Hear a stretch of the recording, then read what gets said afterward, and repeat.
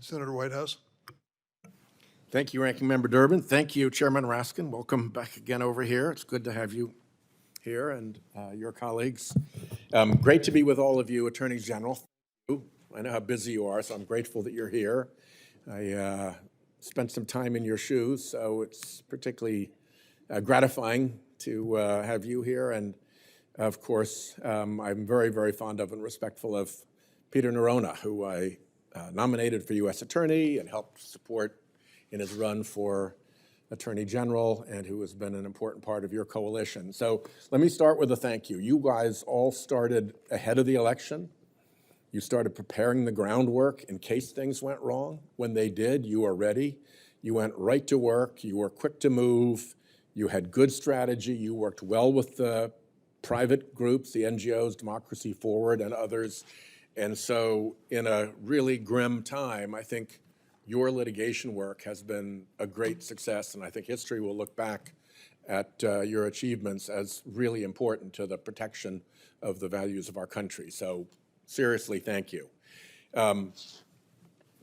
I've spent a lot of time banging away about environmental issues and climate stuff and the whole fraudulent climate denial operation that the fossil fuel industry has stood up and the capture of government by corporate interests. And one of the things that interests me is that when I look at environmental cases, I see your RAGA colleagues, your Republican Attorney Generals Association colleagues, showing up in force in an armada.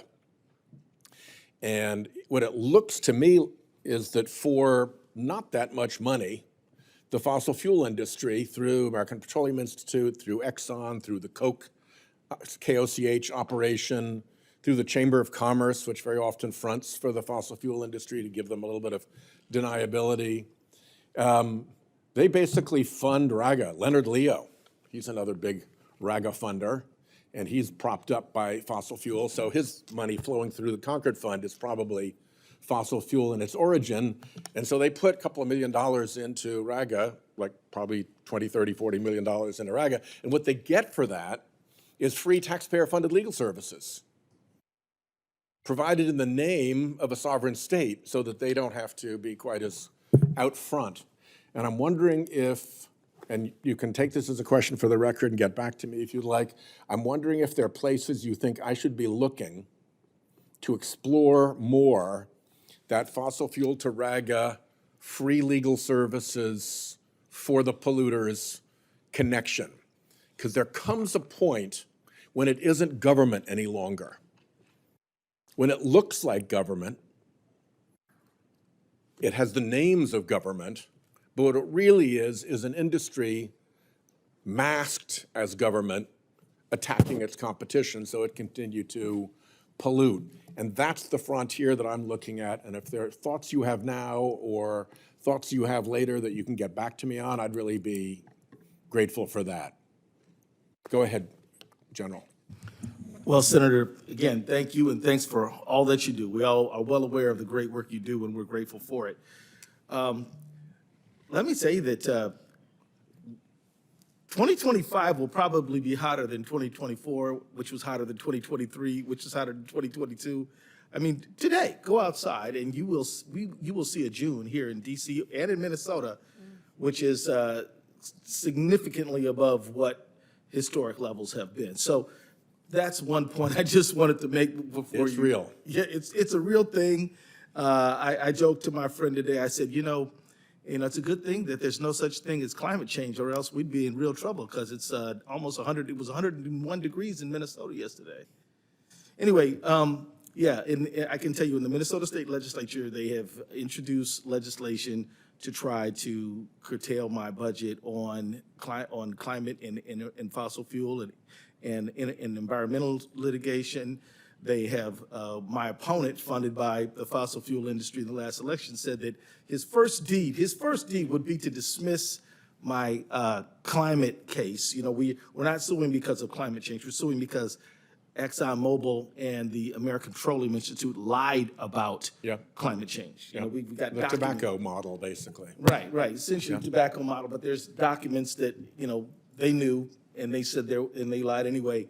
They have So they have been working through the legislature to restrict my ability to get interns, to restricted our ability to they would just threaten to dismiss our case, and to call our office and make us explain. And this is all the other side working through them to try to handcuff us. So my point is, your point is well taken, and they don't want to fight fair in court.